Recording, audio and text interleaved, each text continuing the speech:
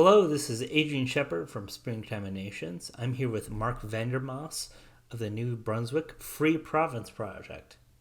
He's a native of Canada but currently resides in Ecuador.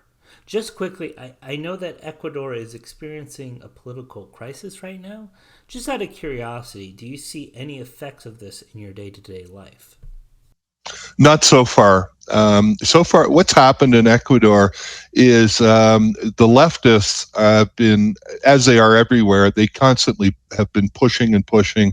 They're trying to force the president to resign. And as near as I can tell, because I don't speak Spanish, but I belong to a human rights/preparedness group here, as near as you can tell, is it's just them trying to get power and trying to return to power, and they're going to do everything they can no matter what the effect is on the country. So what's happened is, due to their repeated attempts to impeach the president, who by all counts may not be perfect, the president has invoked part of the Constitution called the death cross, and what that means is he's basically saying, under the Constitution, okay, you don't. There's a crisis here, crisis of confidence.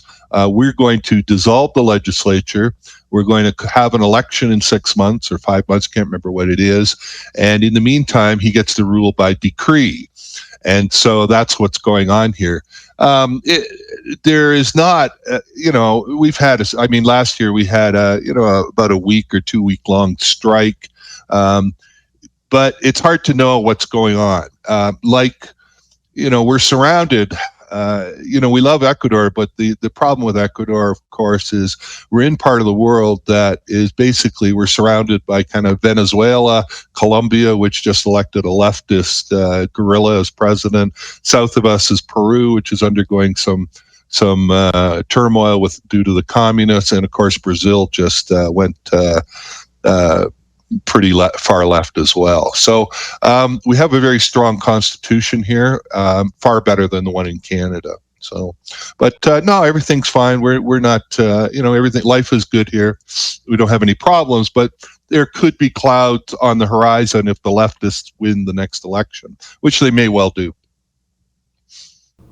Now, in your native Canada, your Prime Minister Justin Trudeau, certainly since the COVID crisis in 2020, has been abridging civil rights, gun rights, etc. in your country. You founded the Free Province Project in New Brunswick, a province few Americans have heard of. Can we hear a short explanation of your project, what it stands for, and what it's doing? Sure. I founded it in 2021 after I realized that 15 days to flatten the curve was an absolute lie. And I founded it, it was just an exercise to see if anybody was interested. And slowly it's been growing. It grows steadily. Every month we have more and more subscribers. I think we're closing 700 now.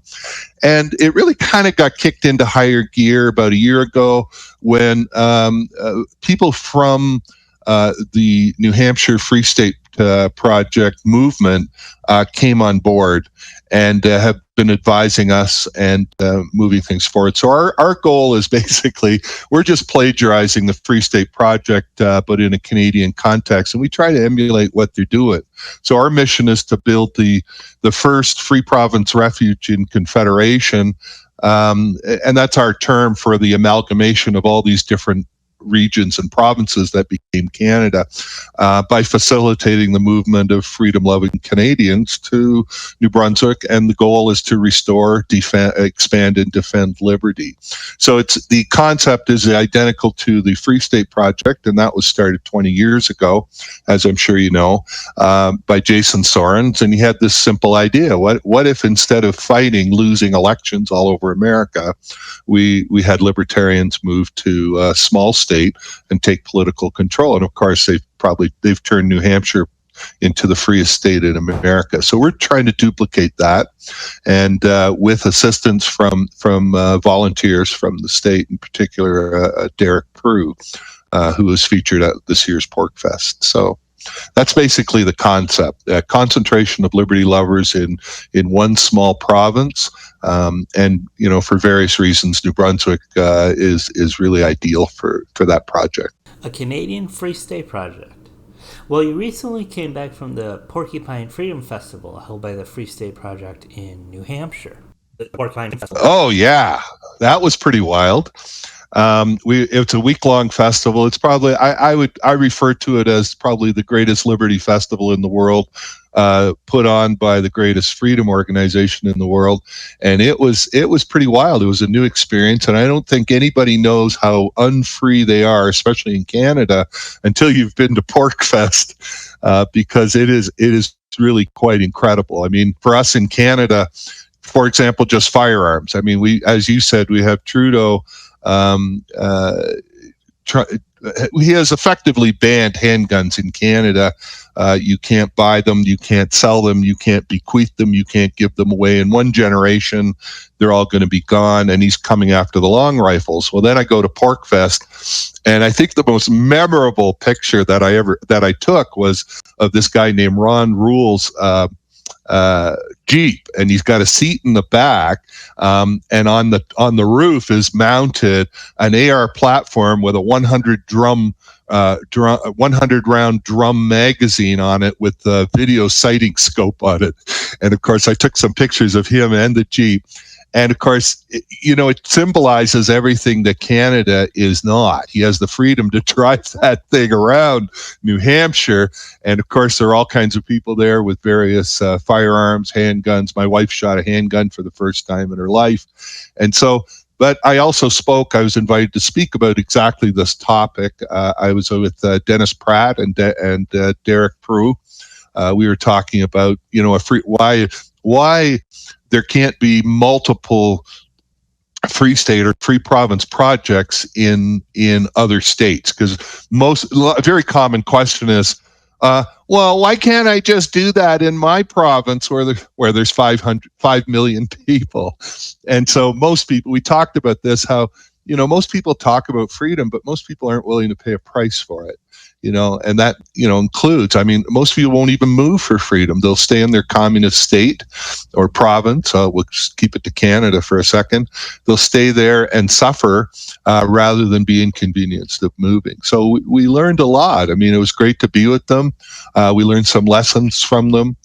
Some maybe what not to do, what to do. And it was a fabulous experience. It was a great honor to be asked to speak, and we got to hear Robert F. Kennedy Jr. We got to see Vivek Ramaswamy. I sat in the front row with my wife, right beside Ross Ulbricht's mother. We got to meet her. So it was a wild experience, absolutely wild. And we fell in love with, New Hampshire is awesome, really awesome. Yes, I was there 2 past years. And I do. My friends were a little burnt out from PorcFest, but now we're all regretting that we didn't go. It sounded like quite the shindig. It really was, Adrian. I mean, we were exhausted. I got to tell you, by the time we got out I think it was Friday that we went to we went out to a range on a farm, some guy's farm. We got transport out there. There were about 20 of us, and it's cool watching these, new people fire guns. I'm ex-military, so I fired a few firearms in my life, but it was great to watch the newbies. But to imagine, like I was milking it on all 8 teats, because I was saying people, hey guys, in the morning RFK Jr. speaking, and I'm speaking in the afternoon, so they actually got RFK to open for me. It's a joke, right? And so it was good. There were some things that happened there that, there are 800 events. I mean, on the total schedule, it's just wild. So there were a lot of events you just couldn't go to. But there was some open mic thing where Jeremy Kaufman was swearing at some guy who lost his daughter to a vaccine injury, and that was quite a controversy. I watched the video, and it was absolutely stunning to me, what he was saying to this guy. So there was some good stuff, some bad stuff, but all in all, you're talking about freedom. It's not like, it's one thing, like from a Canadian context, I believe in firearms rights. I mean, absolutely. I love that. I don't necessarily want to walk around with a 9mm Glock on my hip like our liaison Derek Prue did when we first met him for dinner before we got to Pork Fest. But I'm glad he can do it. I don't really feel like I need a Jeep with 100 rounds of 223 on the roof. But I'm glad Ron Rule can do it. And so I don't want to ride a motorcycle without a helmet, but almost everybody was riding. I mean, you saw all these Harleys riding around and these guys are wearing no helmet. So I don't want to do that, but I'm really glad that they can do that. And I think we learned a lot about that, and we didn't use any Bitcoin there, but we only used fiat, but everybody was taking gold backs so it was a great learning experience. And there's nothing. I'm a great believer in face-to-face communication. I mean, if I can't meet somebody face-to-face, I'll meet them on a Zoom or something. But there's nothing like being there. It was wild, absolutely wild. So you mentioned a liaison when you were giving your talk. My question is, how much coordination is there between the Free State Project and your project? I have to be really careful here because the Free State Project is not allowed to endorse anybody. So I prefer to talk about the Free State movement, but Derek Prue is very close to the project. In fact, he may end up being, I don't know what the title is, possibly an executive director or something. So, but I want to distinguish, so these are people very close to it and senior levels. Now, Dennis Pratt, who I did the panel with Derek moderating, he was the chef de village for the event, or chef de village for you American people. Just kidding. And chef de village, and he was doing a great job. And so he is, I'm not sure what position he has. Obviously, he's very well connected. I'm not sure exactly what his position is. So they're very well aware of us. In fact, we just were accepted by the Free Cities project in the UK as a freedom project in preparation. We're the only Canadian project on their map at free-communities.org, and we're in their directory. And of course, the lady who interviewed us was their senior economist, Vera, yeah, pretty sure that's her name, Kirkconnell, and she spent a month with the Free State Project, including a week at Pork Fest. So she was very well familiar with them. Did her thesis on freedom movements, free communities. So it was because there's no doubt in my mind that we managed to be added to that project. To the directory because of our relationship with the Free State Project. And it was easy to grasp what we were trying to do because we were essentially trying to create a Canadian version of it. So yeah, so it's a relationship that's not formal, but the people that are close to the project are, assistant, mainly Derek Prue, and there's another guy, he's an articling immigration student named Zephan Wood, who is there as well, and he has helped us as well. We're working on bylaws right now, and of course we're using the Free State Project's bylaws as a model for ours, and ours have just gone to the lawyer as we speak. So I'm looking at this free communities, free-communities.org, and it's interesting. It's got Liberland, it's got Free State Project, the Free Province Project. It has Prospera, a intentional community in Honduras. Very interesting. I will definitely be putting that in the description. A slight pivot, I want to ask, is your organization interested, for example, in working with the Quebec sovereignty movement or First Nations movements that seek to get the federal government out of their hair as well? Well, it depends on what you mean by working with. We're modeled after Free State Project, so our bylaws, that will be, that are coming. Our mission is limited to recruiting people to come to New Brunswick, convincing them to come, connecting with other freedom organizations, doing some education, and allowing them to use our calendar feature, just like the Free State Project does. But we don't control them. We don't partner with them in the same way that the Free State Project doesn't partner with us. We could still have a relationship with us. But officially, the project is limited to recruiting and education, connection, like we're mapping out freedom groups. And so as these different, we don't control any groups. We don't, and that's the great thing about the Free State Project that really grabbed me, is that it's not a bottom-down organization. It's a top-down. It's a bottom-up organization where we're just working. What we say to, like, I just did an interview this week with constitutional conventions.ca, and they have different ideas as well. And I said, look, we just want you to come to New Brunswick, work on freedom. And so it could be that if, somebody who's talking to First Nations people will say, okay, I'm interested in these issues, okay? Because at some point, I explain it like this.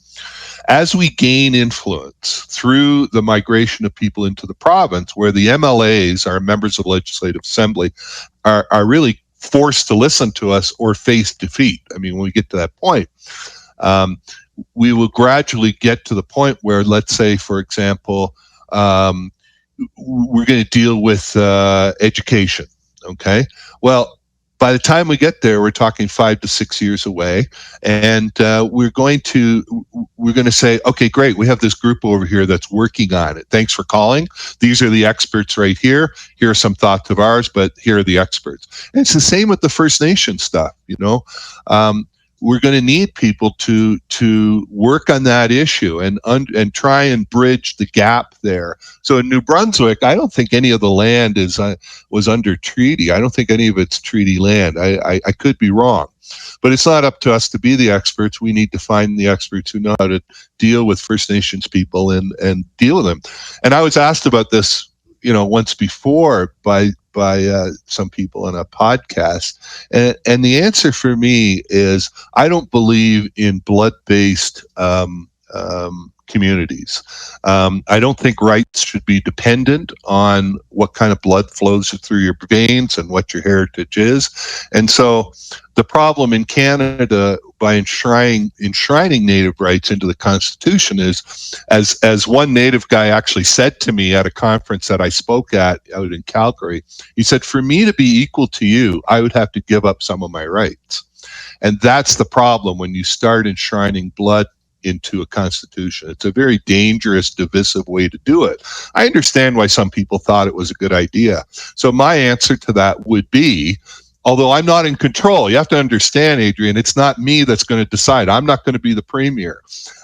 It's going to be other groups that are going to be, vying for different ideas and putting ideas forth. But my idea, if I was asked, would be I would rather see the rights of non-natives enhanced to be as equal as possible to the rights of Native people in Canada, and solving the problems. And I think a lot of the problems that we have probably in Canada, and I've spent many, many years in a place called Caledonia, Ontario, which is Canada's largest native reserve, and a group of militants from that place terrorized the local population while the cops looked on and watched and arrested us. I mean, I was arrested 5 times for walking down the road with a Canadian flag. Meanwhile, the people these native militants who are tearing the town apart never got arrested. And I don't think that's conducive for a functioning society. I don't have all the answers, but I'm smart enough, I think, to know that I need people who are smarter than me in that issue. I have thoughts and ideas. So I don't know what the ultimate answer is. I mean, but clearly I'm not going away, and other people, non-natives, aren't going away. And we got to find a way to live together. But I don't think we can have rights determined by the blood running through your veins. I think that's a dangerous thing, and I don't think it's been productive. So I don't know if that answered your question or not. No, I think that's a good answer. Related to the Quebec question, I think, is the francophone question in your own province of New Brunswick. And I just wonder, because of the history of the francophones in New Brunswick, these are the descendants of Acadia, which was in many ways, very free society that was not under the direct rule of the Kingdom of France. They had an independent, democratic system of governance. They had peaceful relations with the Mi'kmaq Indians who lived there. I don't know if they live there now currently. I just wonder if there's a role for the Free Province Project to kind of call back to that tradition of Acadian freedom, not just as kind of in the same way that the Free State Project calls back to the Revolution, the principles of '76, but also to get more buy-in from the francophone population, which I've heard is more likely to vote for the Liberals than the Conservatives in New Brunswick. I was just wondering about your take on that. Well, first of all, the number of the francophone. I'm not aware of the breakdown. I can tell you this, that um, we've had two back-to-back majority conservative government, and when I'm using the word big C conservative, I always have my air quotes around it, so that they're not very conservative, but anyways, but people wanted conservative government, and I'm not sure what the breakdown is and whether it be French or English. I'll tell you one thing though, and it's kind of an aside. One of the things that I thought was great, very unifying during all the COVID crimes committed against us, was when I'd go to protests and I'd meet so many French people, and I think unintentionally the government of New Brunswick was actually uniting French and English, and I don't know, it affected me. And of course, the project wants to reach out to them as best we can. We just added French translation to the site. It's a beginning. We have somebody who tweets out some of my tweets from the project, and I think the goal would be to be able to do a tour in Quebec and convince them. Um, you know, you have to, I'm a simple guy, and all I'm trying to do is plagiarize, if you will, the Free State Project, and not try to get too far into the weeds, into a lot of history, because that's really not my mission. My mission is to find the people who are passionate about that and bringing that history alive, and let them do that. As for Quebec, Quebec is a very socialist province. I mean, I think they get most of the what do we call that, transfer payments from other provinces, and they just spend like drunken sailors in Quebec. They're a very socialist province, but there are enough of them that could really change a very highly populated province. We don't need, but there are enough liberty lovers there, just as there are in other provinces, that if we've got a few thousand of them to come into Quebec or into New Brunswick, we could really change things. I can't give you a truly intellectual answer, because I'm not really a New Brunswick historian. I'm just a guy who said, you know what? I had all of the country is lawless. My country is utterly lawless. My province is lawless now, and I want to find the simplest solution possible, and that is, if we get 10,000 people to move to New Brunswick, we can take over. And in the meantime, we have people that are working on all these issues that I don't understand intimately. Some issues I do understand fairly well, but I wouldn't claim, even despite my history work, in Caledonia, I certainly wouldn't claim to be an expert on Native issues or in Quebec issues. Might sound like a cop out, but I like this. I really want to stay in my lane, and with my limited abilities, and I love to have people around me that are smarter than me. Thank you for that answer. So I want to ask you something that's considered, at least here, a difficult question. Now, in the past several years, New Hampshire has stayed the reigning champion of the free state in the Union. However, it has seen some challenge by the state of Florida, which has made big strides, is a very attractive migration option for other reasons as well.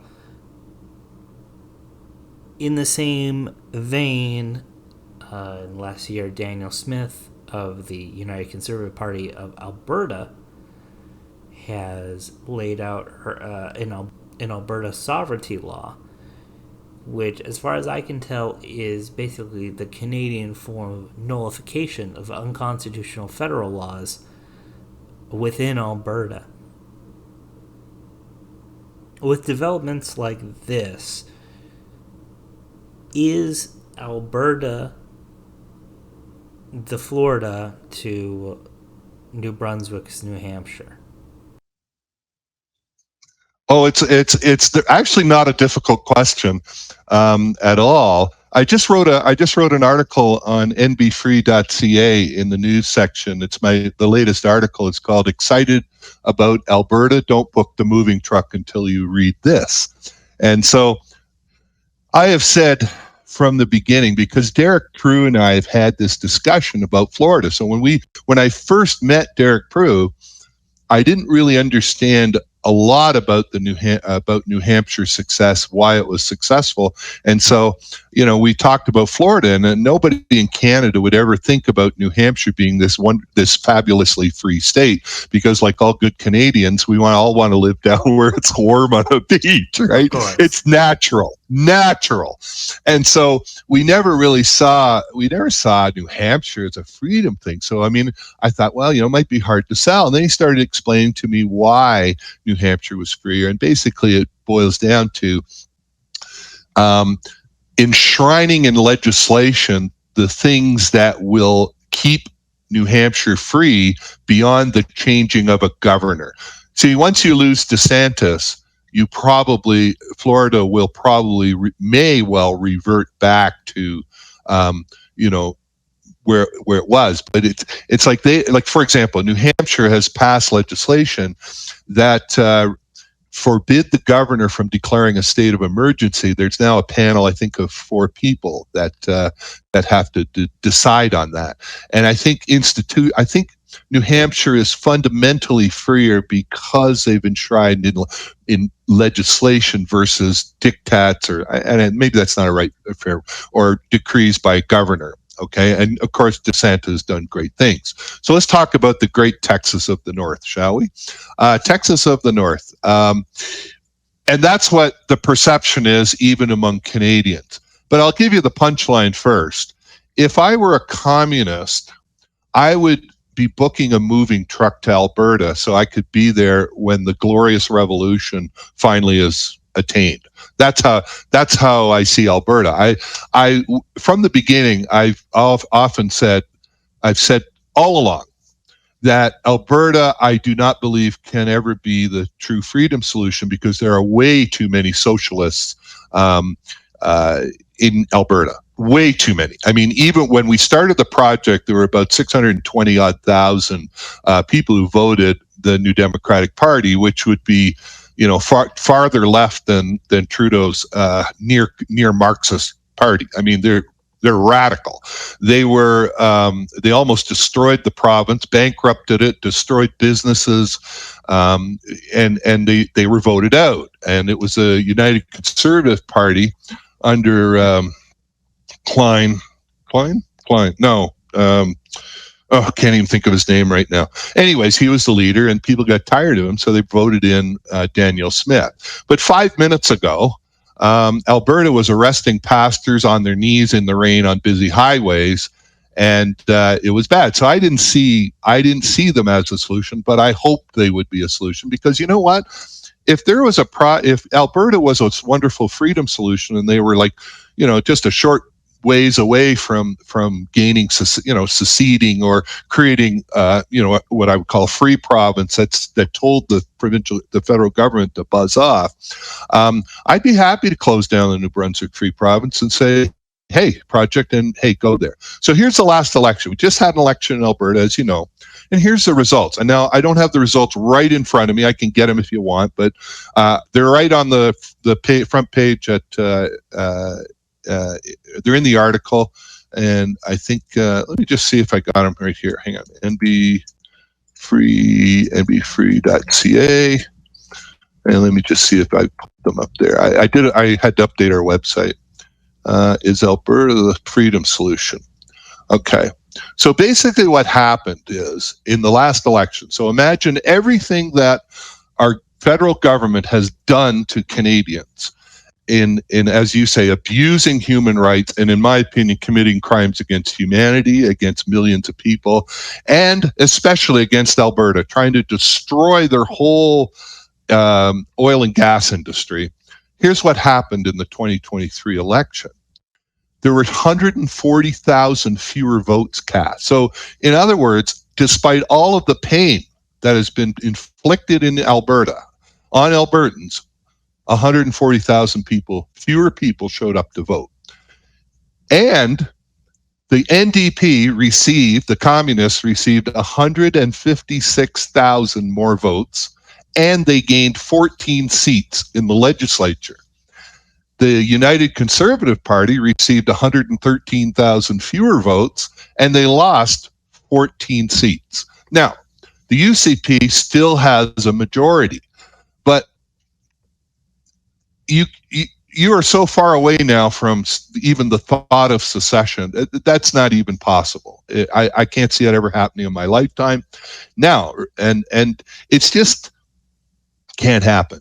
It just can't happen. The communists were complaining. They were so bitter about losing this fight because they really wanted it, but it was a fabulous victory for them. So what's happened now is you got Danielle Smith, who probably wants to do some good things, but she has to deal with the red. What we would call red would be the opposite of you guys. You know, in Canada, red is communists and blue are so-called conservative. So, but she has to deal with the more liberal types on her cabinet. She is going to be subjected to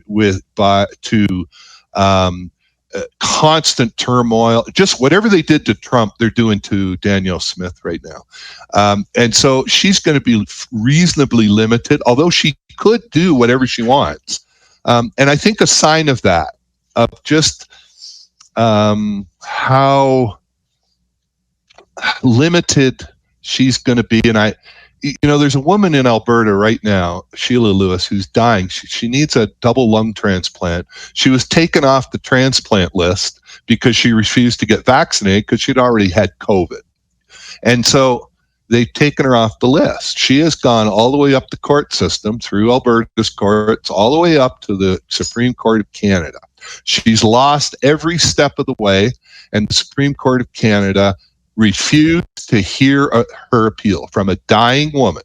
So what that means is, generally, as an aside, it means that if I go back to Canada, I could theoretically be denied medical care with no legal recourse if I don't take whatever drug or experiments they want to do on me. So Danielle Smith, as with the states, healthcare, education, and policing are all provincial jurisdictions. With the stroke of a pen, Danielle Smith could save this woman's life, and she still hasn't done it yet. Now, as a Christian, I pray that she'll have a change of heart. I think she's probably a good woman. I think she's, I liked a lot of what Trump was doing. But in the end, the lefties are making it too hard. I think in the bottom line is Alberta is one election and a handful of seats away from return to communist rule. There are way too many socialists in Alberta, and the population is too big. It's a landlocked province, which is fine. I mean, there are landlocked countries, like Paraguay's landlocked. It's not insurmountable, but compared to New Brunswick, which has a long maritime border and a voting base, last election was 380,000 people who have never elected an NDP government. I think New Brunswick's superior. It's all about the math, Adrian. It's all it is. It's math, okay? And sooner or later, people will realize what's going on. we don't need everybody to migrate to New Brunswick. If we had 10,000, that'd be more than the Free State project has in 20 years. I think I just don't see Alberta as a solution anymore. Definitely not secession. You need like in Canada, what Quebec did was they essentially forced, there was a Supreme Court of Canada decision on independence. What would it take for a province to secede from Canada? They didn't come up with an exact number of votes or percentages, but you're probably up to 75% of the population is going to have to vote for it to be legitimate. There's not a chance you're going to get that in Alberta now. Never. So let me take a drink of water. Okay, well, yes, thank you for your...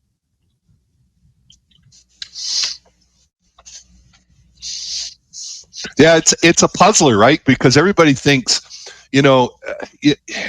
sometimes impressions are perception is very hard to overcome. I'm going to give you that, because the average person, gets this feeling, and most people are govern their lives based on emotion, not math. So, I mean, you can talk to me about, how great you feel about. Personally, I think Canada's over. I don't think there's any national political or legal solution, but I'll still get people, well, we got to fight for Canada. We got to wake up the sheep. Well, I'm not in the business of waking up sheep because it's a losing proposition. And, I'm not marketing to people who have to be convinced to have strong values or to understand basic math. And really, this is just a math question. It really is. You got 2 million voters in Alberta with a gazillion active communists who have already ruined the province, practically destroyed the province before, and yet the people still couldn't be bothered to come out to vote. And when they did, they voted for the communists. Versus a province that's never had a communist government provincially, and it's only 380,000 people. We don't need that many people to take control. We're 380,000 voters in the last election. So, the province is 800,000. Free State or New Hampshire's 1.5 million now. So but I'll grant you, it's hard to change the perception. Like if I asked any 10 Canadians, which is the freest state in America, New Hampshire or Florida, I guarantee you 10 out of 10 of them would say Florida. And they'd be wrong. All right, I have one more question, and then we will wrap up. So let's say in 2 years and 3 years, the WHO releases a new health crisis emergency. And let's say there's a new conservative government in Ottawa, and they do all the exact same things that Trudeau did in locking down, in destroying freedom, etc., etc. What is the Free Province Project going to do if that happens? Well, I think we just keep doing what we're doing. Everything that happens, whether negative or good, especially the negative stuff, is like I call them ads for the New Brunswick Free Province Project. And I'm starting to ask people: are you in an abusive relationship with your government? All we can do is, I'll be honest with you. I don't know if we have enough time. I mean, the New Hampshire people have been at it for 20 years. They've made tremendous progress, but they had a population of 10 times ours to draw on. I'd like to think that, as I said, I'm a Christian. I can't predict the future, and I hope there will be something that will drive people more to us. And I think that seems to be happening. The worse things get, the more interest we're getting. We've had a couple of new movers already. But Canada is over, and I don't think there's any political solution anyways. And I think we have to realize every single party in Canada, except the People's Party of Canada, which today only has 3% support in the country, was quite fine with dehumanizing, segregating, and experimenting on us. What would we do? all we can, there's only one hope I see for if Canadians want their kids to be free or have a shot at being free, I think our project is the only viable option. It's also a proven strategy thanks to Free State people. And so I really can't answer that. I mean, I think you're going to have tyrants. Hopefully, some of them will be rethinking, especially provincially, since health is a provincial jurisdiction. Our New Brunswick would actually say, maybe we better not do this again. And it's really interesting, Adrian, that there's all this controversy about grooming children, transgender children, and changing pronouns or changing names of kids in school without notifying parents. The same premier that tried to deny food to unvaccinated people, which he did a month after we got out of Canada, unsuccessfully, that didn't last very long, actually is taking heat from his own cabinet and is inspiring people all across the country because he said, no, parents are in charge of their kids, and we're not going to sneak around their backs. It may well be possible and likely that this sudden strong stand on the side of something that, well, a lot of people can agree on, it might be a result of being barbecued over what he did with the COVID stuff. I mean, he was particularly vicious. And one of the things that I wrote a report to the New Brunswick government in September 2021, and I sent it by regular mail to every single MLA. And one of the things that really troubled me, it made me sick to my stomach to hear our premier say, we're going to find ways to make people want to get vaccinated. I mean, that's actually a criminal code offense, but that's another topic. Using your authority to get people to agree to unwanted touching. That actually is criminal. But anyway, so what I'm saying is that it may well be that some of the provincial leaders are just going to say no, and I think Daniel Smith probably will too. I think New Brunswick may well do that. I don't think any of these premiers are in a mood, except for probably Ontario, and maybe even Quebec. Quebec was horrible too. I don't think all of them are in the mood to go do this thing again. But that's not going to stop the feds from doing it. Because even the so-called Conservative Party, which is supposed to be the savior in the next election, they were totally on board with it. They collaborated fully with the Liberals and the NDP. I despise that party for that. I would never vote for them again. It's hard to say. You're asking, who knows? But the fact is, nobody's made amends. Nobody said they were wrong. Nobody's apologized. And until we have some crimes against humanity's trial, which are probably never going to happen. I was joking with somebody, Adrian. Somebody said, well, what do you think about New Brunswick? Somebody says Blaine Hicks should get the Order of Canada for standing up against the gender radicals. And I said, yeah, I think he should, right after his trial for crimes against humanity. So I'm stuck. I still have a lot of anger. It's only my Christian faith that keeps the rage and the anger under control at what was done to us. It was monstrous what every so-called conservative government in Canada, all majority governments, including Alberta's, did to human beings and divided the province or divided the country. And I don't think we come back from it. I really don't. I just don't see. I don't want to live with these people that did. I can forgive them if they apologize. I don't want to live with them. I don't know what it means for New Brunswick, though. All we can do, it's like I tell people, this is not an event that we're doing. We are planting a tree. I'm 66 years old. Our moving coordinator's retired from Ontario, and I like to say we're planting a tree of freedom that we will probably never get to sit under. But as long as we get that tree grown into a little sapling, I could die happy doing that. So anyways, that's all I've got. Mark, thank you for your time. And if anybody has any questions, you want to email me. My email address is on the website, and I do new movers Q&As every 2 weeks, and you can find them in the calendar at nbfree.ca.